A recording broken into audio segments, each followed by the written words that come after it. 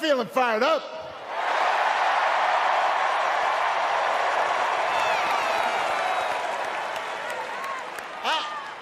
I am feeling ready to go.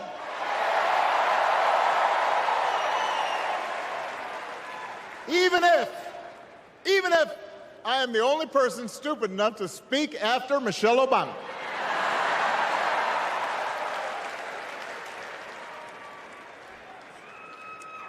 I am feeling hopeful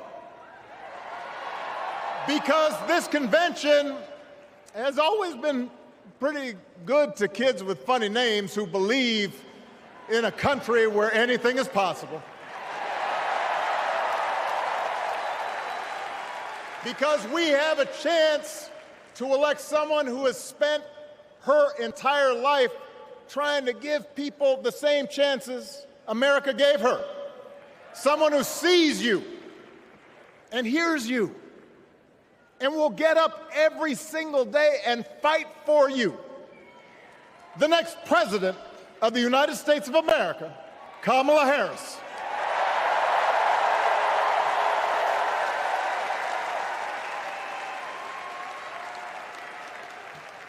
It's been 16 years since I had the honor of accepting this party's nomination for president. And I know that's hard to believe because I have not aged a bit. But it's true. And looking back, I can say without question that my first big decision as your nominee turned out to be one of my best. And that was asking Joe Biden to serve by my side as vice president.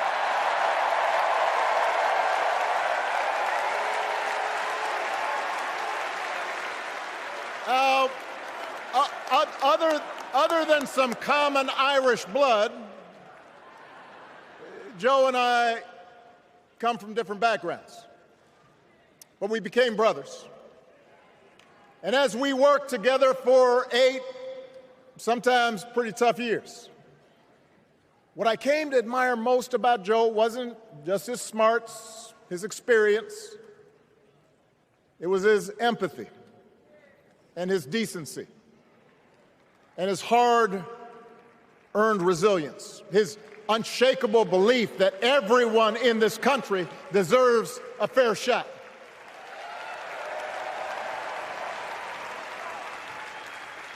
And over the last 4 years, those are the values America has needed most. At a time when millions of our fellow citizens were sick and dying, we needed a leader with the character to put politics aside and do what was right. At a time when our economy was reeling, we needed a leader with the determination to drive what would become the world's strongest recovery.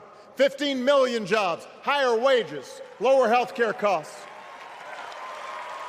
At a time when the other party had turned into a cult of personality, we needed a leader who was steady and brought people together and was selfless enough to do the rarest thing there is in politics, putting his own ambition aside for the sake of the country.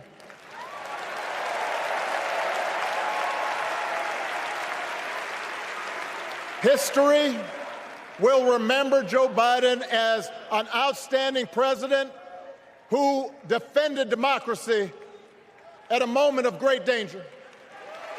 And I am proud to call him my president, but I am even prouder to call him my friend.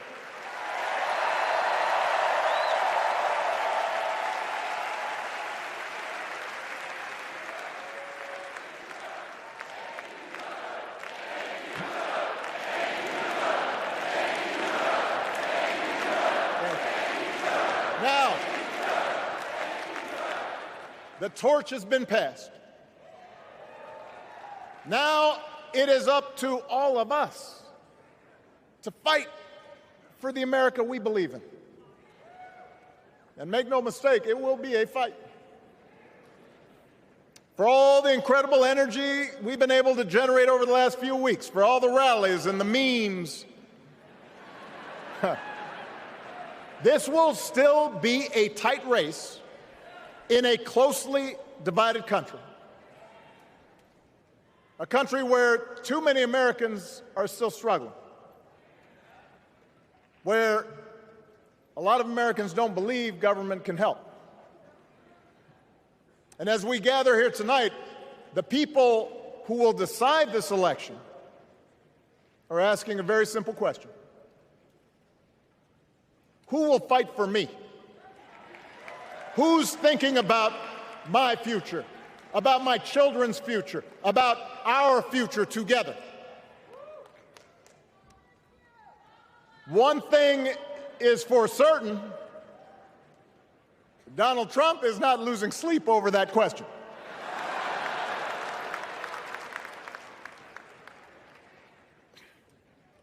Here's a 78-year-old billionaire who has not stopped whining about his problems since he rode down his golden escalator 9 years ago. It has been a constant stream of gripes and grievances that's actually been getting worse now that he's afraid of losing to Kamala. There's the childish nicknames, the crazy conspiracy theories, this weird obsession with crowd sizes.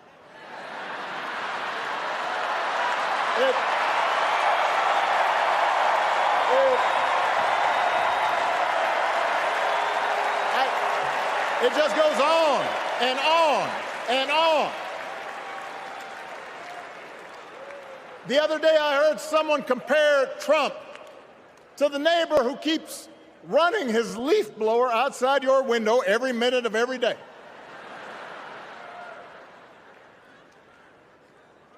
Now, from a neighbor, that's exhausting. From a president, it's just dangerous. The truth is, Donald Trump sees power as nothing more than it means to his ends. He wants the middle class to pay the price for another huge tax cut that would mostly help him and his rich friends. He killed a bipartisan immigration deal written in part by one of the most conservative Republicans in Congress that would have helped secure our southern border because he thought trying to actually solve the problem would hurt his campaign. He doesn't. Do not boo. Vote.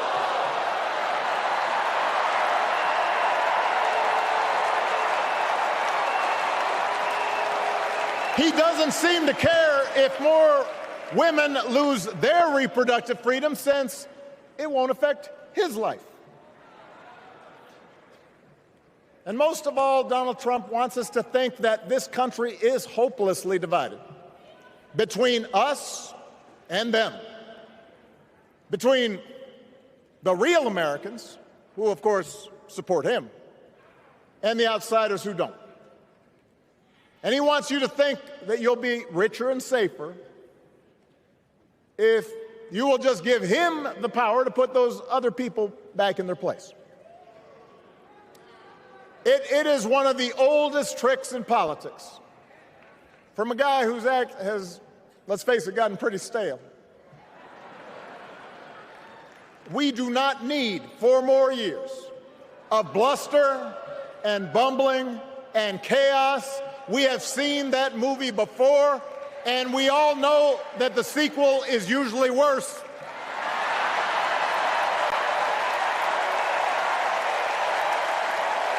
America's ready for a new chapter. America's ready for a better story. We are ready for a President Kamala Harris.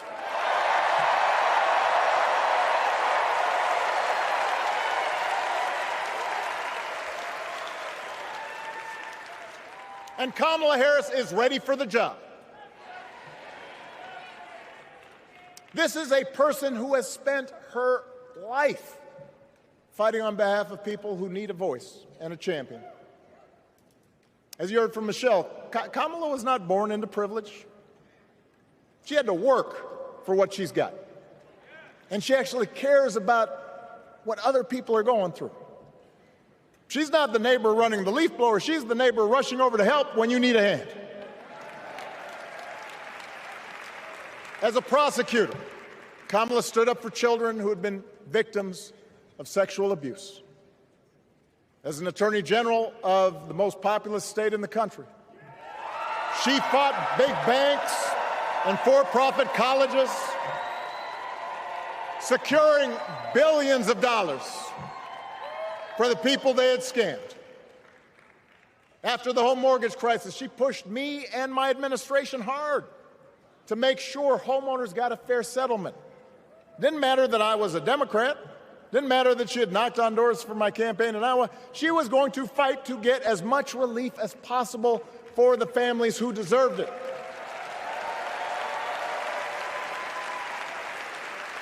As vice president, she helped take on the drug companies to cap the cost of insulin, lower the cost of health care, give families with kids a tax cut. And she is running for president with real plans to lower costs even more and protect Medicare and Medicaid and sign a law to guarantee every woman's right to make her own health care decisions.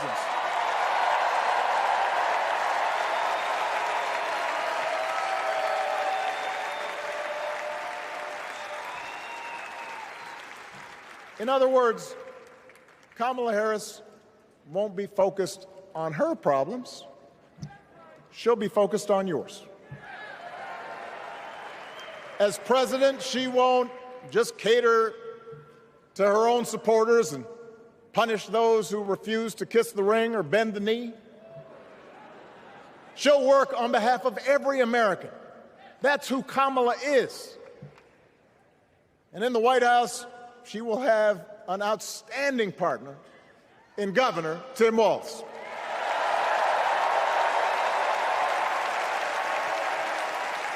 Let me tell you something. Let me tell you something. I love this guy. Tim is the kind of person who should be in politics. Born in a small town, served his country, taught kids, coached football, took care of his neighbors. He knows who he is, and he knows what's important. You can tell those flannel shirts he wears don't come from some political consultant. They come from his closet, and they have been through some stuff.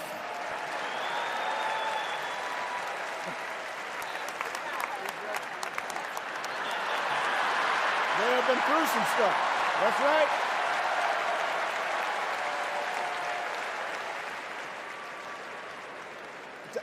Together, Kamala and Tim have kept faith with America's central story. A story that says we are all created equal. All of us endowed with certain inalienable rights, that everyone deserves a chance, that even when we don't agree with each other, we can find a way to live with each other. That's Kamala's vision. That's Tim's vision. That's the Democratic Party's vision. And our job over the next 11 weeks is to convince as many people as possible to vote for that vision. Now, it won't be easy. The other side knows it's easier to play on people's fears and cynicism, always has been. They will tell you that government is inherently corrupt, that sacrifice and generosity are for suckers. And since the game is rigged, it's okay to take what you want and just look after your own. That's the easy path. We have a different task. Our job is to convince people that democracy can actually deliver. And in doing that, we can't just point to what we've already accomplished. We can't just rely on the ideas of the past. We need to chart a new way forward to meet the challenges of today. And Kamala understands this. She knows, for example, that if we want to make it easier for more young people to buy a home, we need to build more units and clear away some of the outdated laws and regulations that made it harder to build homes for working people in this country. That is a priority, and she's put out a bold new plan to do just that.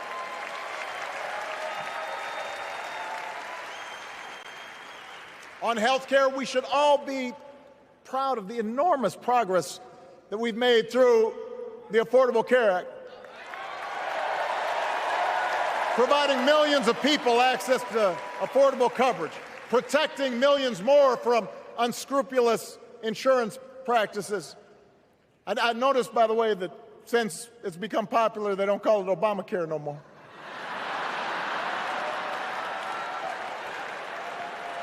But Kamala knows we can't stop there, which is why she'll keep working to limit out-of-pocket costs.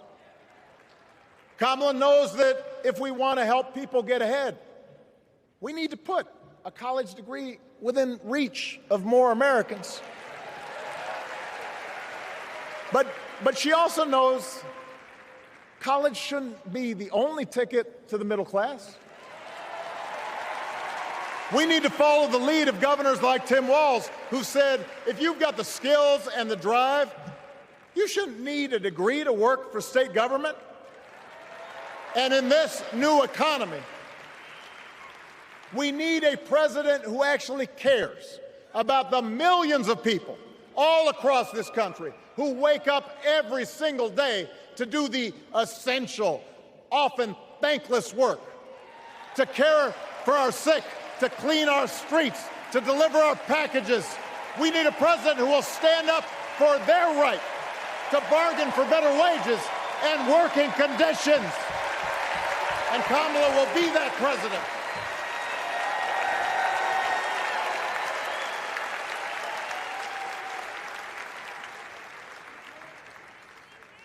Yes, she can.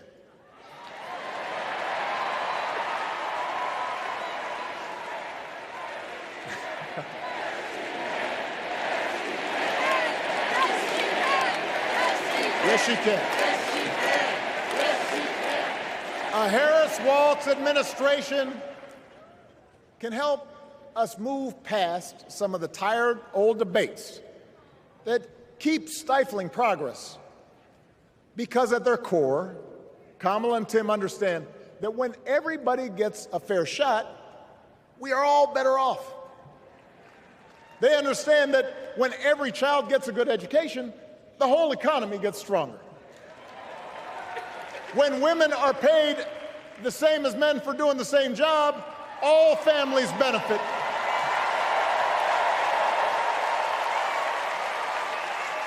They understand that we can secure our borders without tearing kids away from their parents, just like we can keep our streets safe while also building trust between law enforcement and the communities they serve and eliminating bias.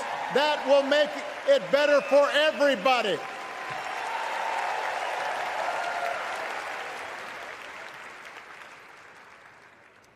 Donald Trump and his well-heeled donors, they don't see the world that way. For them, one group's gains is necessarily another group's loss. For them, freedom means that the powerful can do pretty much what they please, whether it's fire workers trying to organize a union or put poison in our rivers or avoid paying taxes like everybody else has to do.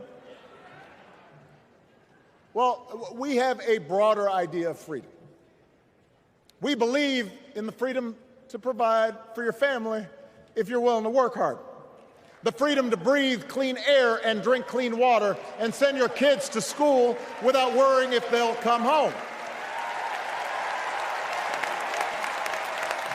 We believe that true freedom gives each of us the right to make decisions about our own life, how we worship, what our family looks like, how many kids we have, who we marry. And we believe that freedom requires us to recognize that other people have the freedom to make choices that are different than ours. That's okay.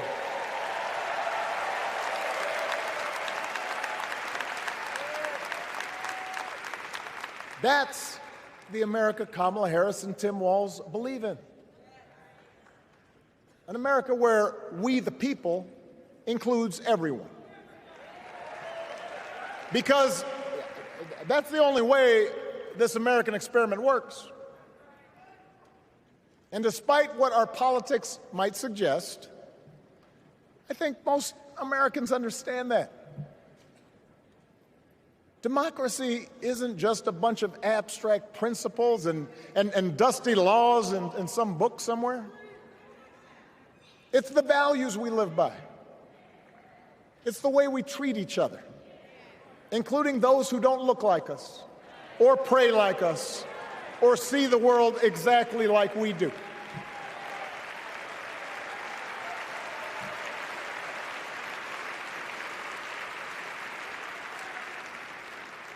That sense of mutual respect has to be part of our message. Our politics have become so polarized these days that all of us across the political spectrum seem so quick to assume the worst in others, unless they agree with us on every single issue. We start thinking that the only way to win is to scold and shame and out-yell the other side. And after a while, regular folks just tune out, or they don't bother to vote. Now, that approach may work for the politicians who just want attention and thrive on division, but it won't work for us. To make progress on the things we care about, the things that really affect people's lives, we need to remember that we've all got our blind spots and contradictions and prejudices, and that if we want to win over those who aren't yet ready to support our candidates, we need to listen to their concerns and maybe learn something in the process. After all, if a parent or grandparent occasionally says something that makes us cringe, we don't automatically assume they're bad people. We recognize that the world is moving fast, that they need time and maybe a little encouragement to catch up. Our fellow citizens deserve the same grace we hope they'll extend to us.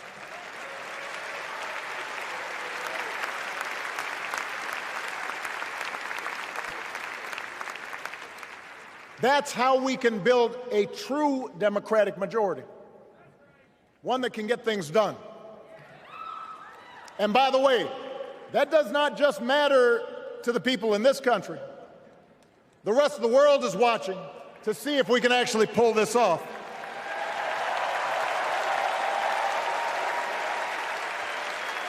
No nation, no society has ever tried to build a democracy as big and as diverse as ours before. One that includes people that over decades have come from every corner of the globe. One where our allegiances and our community are defined not by race or blood, but by a common creed. And that's why when we uphold our values, the world's a little brighter. When we don't, the world's a little dimmer, and dictators and autocrats feel emboldened. And over time, we become less safe. We shouldn't be the world's policemen, and we can't eradicate every cruelty and injustice in the world. But America can be and must be a force for good, discouraging conflict, fighting disease, promoting human rights, protecting the planet from climate change, defending freedom, brokering peace. That's what Kamala Harris believes, and so do most Americans.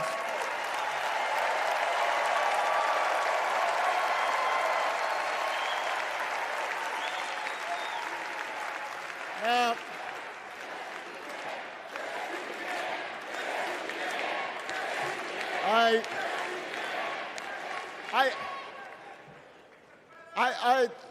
I know these ideas can feel pretty naive right now. We live in a time of such confusion and rancor,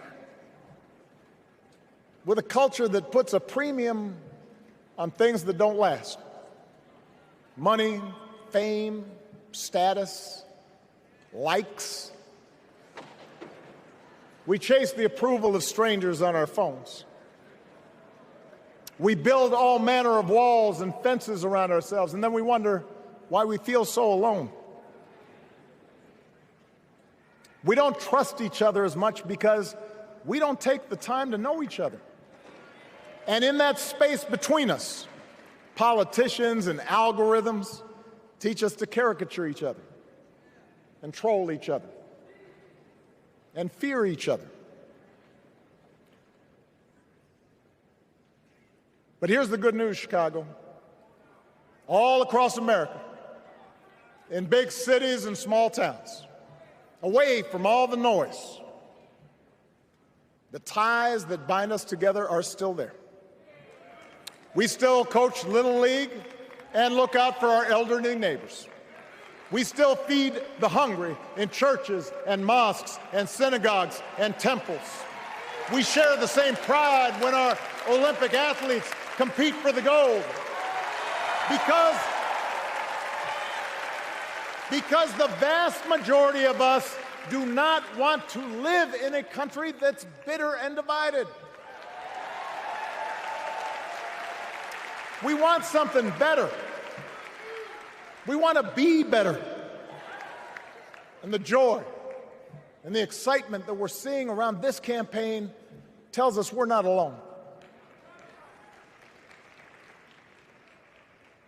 You know, I've spent a lot of time thinking about these past few months because, as Michelle mentioned, this summer we lost her mom, Ms. Marion Robinson.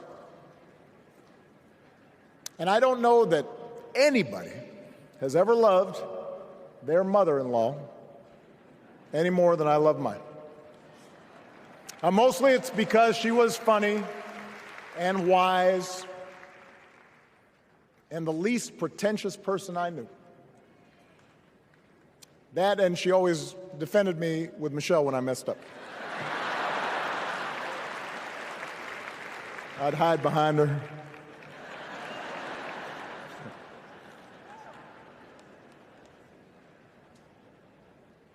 But I also think one of the reasons Mary and I became so close was she reminded me of my grandmother, the woman who helped raise me as a child. And on the surface, the two of them did not have a lot in common. One was a black woman from right here, south side of Chicago, right down the way. Went to Englewood High School. The other was a little old white lady born in a tiny town called Peru, Kansas. Now, I know there aren't that many people from Peru. And yet they shared a basic outlook on life.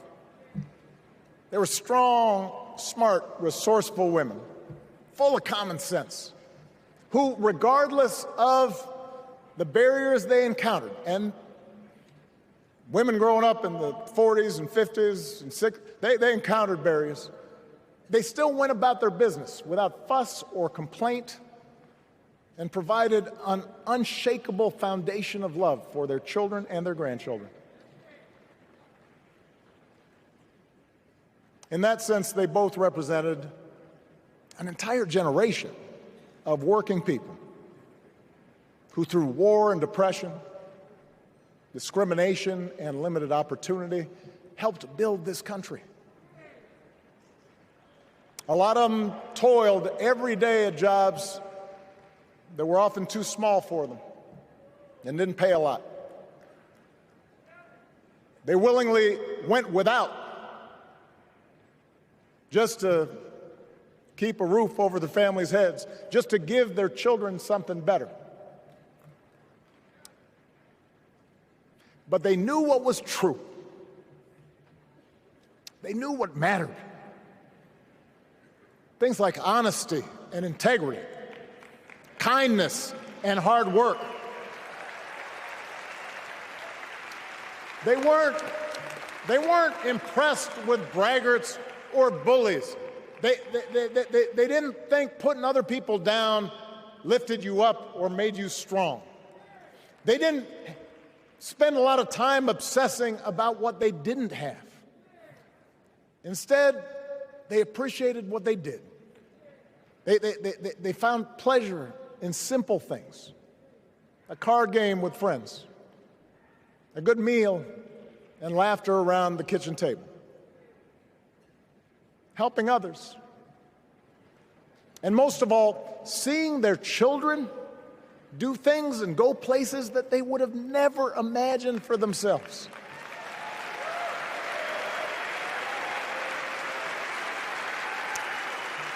Whether you are a Democrat or a Republican or somewhere in between, we have all had people like that in our lives.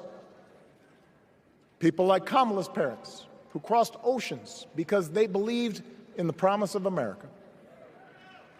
People like Tim's parents, who taught him about the importance of service.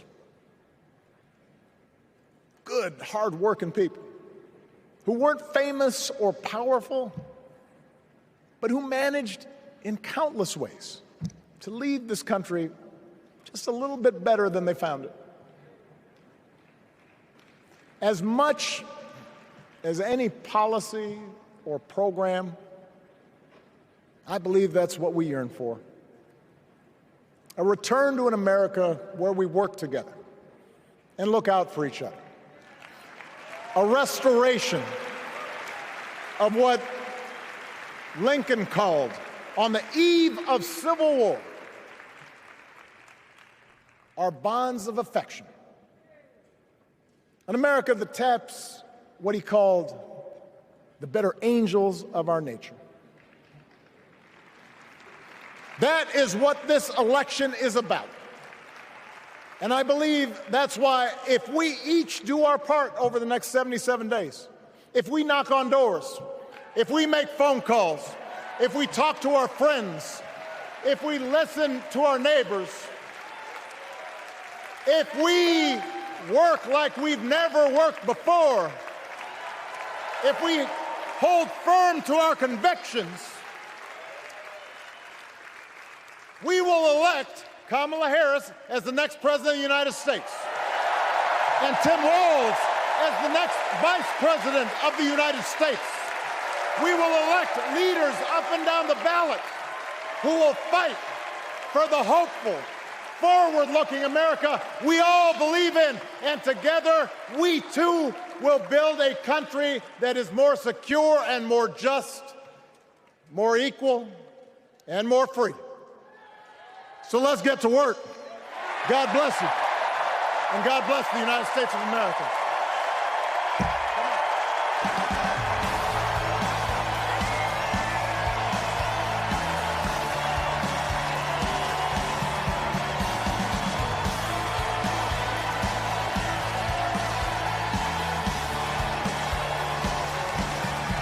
Thanks for watching. Stay updated about breaking news and top stories on the NBC News app, or follow us on social media.